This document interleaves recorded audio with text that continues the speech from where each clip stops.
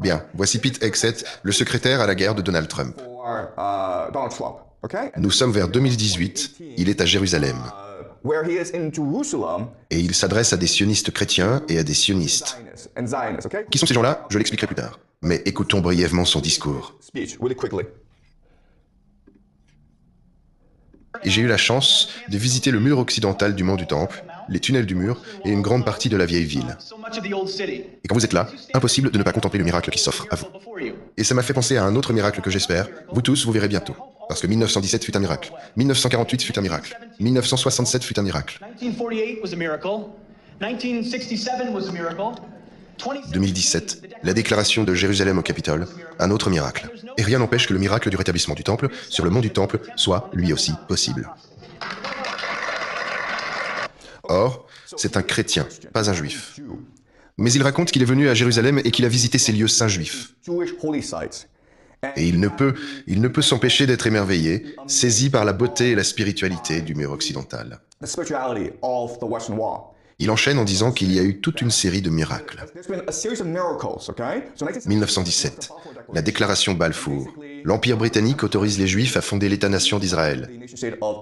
1948, la fondation d'Israël. 1967, Israël fait la guerre à ses voisins arabes et la gagne. Et 2017, Donald Trump transfère l'ambassade américaine de Tel Aviv à Jérusalem, reconnaissant ainsi Jérusalem comme capitale d'Israël. Et son raisonnement, c'est que si tout ceci est une succession d'étapes vers un plan divin, alors le prochain miracle, ce serait la reconstruction du temple de Salomon, le troisième temple, ce qui veut dire détruire la mosquée Al-Aqsa. Alors, qu'est-ce qui se passe ici? Je vous expliquerai plus tard, mais je veux que vous sachiez qui sont ces gens-là et comment ils pensent. Allez, on regarde une autre vidéo. Et donc, si vous voulez bâtir le troisième temple, il faut faire disparaître le troisième lieu saint de l'islam. Mais comment? Eh bien, plusieurs options s'offrent à eux.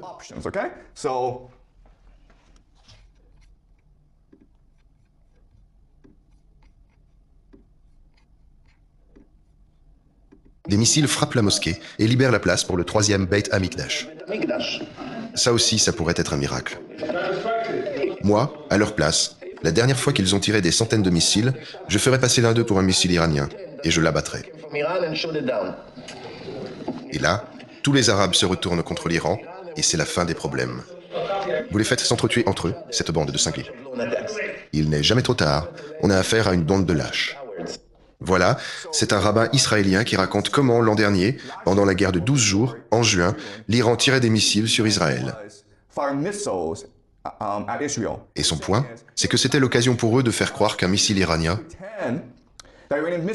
avait frappé le dôme du rocher, la mosquée Al-Aqsa, la détruisant, et les Arabes accuseraient les Iraniens, et les Arabes partiraient en guerre contre les Perses.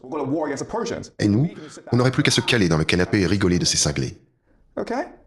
Encore une fois, tout ça peut vous paraître déroutant. Qui sont ces gens-là? Pourquoi disent-ils tout ça? Maintenant, je vais vous expliquer ce qui se passe vraiment. Et je le répète, sous l'angle géopolitique, cette guerre USA-Iran est difficile à expliquer. Il faut la regarder sous l'angle religieux.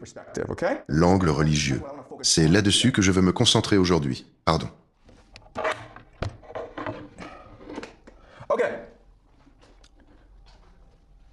Voilà. Encore une fois, voici les 3 lieux les plus sacrés du monde islamique. Voici l'Arabie Saoudite, la Mecque, Médine, et ici, Dôme du Rocher, la mosquée Al-Aqsa, l'endroit d'où Mahomet est censé être monté au ciel. Et les Juifs et les sionistes chrétiens pensent qu'il faut détruire ce site pour pouvoir bâtir le troisième temple, le temple de Salomon. Voilà la grande question de cette guerre.